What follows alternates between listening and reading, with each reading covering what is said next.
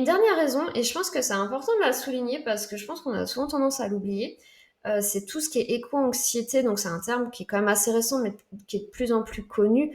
En fait, l'éco-anxiété, c'est l'anxiété liée à tous les problèmes écologiques, en fait, l'avenir du monde, etc. Parce que l'été, c'est la saison aussi des incendies, qui sont quand même parfois très impressionnants, des sécheresses, du manque d'eau qui parfois arrive très très tôt dans certaines régions, et puis des canicules, bien sûr, ou même sans parler des canicules, des fortes températures. Et ça inquiète beaucoup de gens. Je veux dire, même au-delà des personnes qui ont de l'anxiété, ça inquiète beaucoup de gens.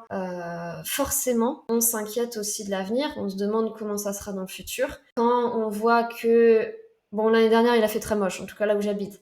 Mais en 2022, on a eu 4 ou 5 canicules dans l'été. Forcément, on anticipe le futur et on se demande comment on survivra. En fait, l'été, avec les chaleurs qui seront potentiellement de plus en plus élevées, forcément, ça nous fait peur, en fait. Ça nous fait peur de penser à ça. Et si déjà on vit mal la chaleur parce que ça nous crée de la panique et des symptômes physiques, là, forcément, si en plus on anticipe sur plusieurs années à venir, on panique encore plus, en fait. Et donc ça, c'est normal, en fait, c'est normal.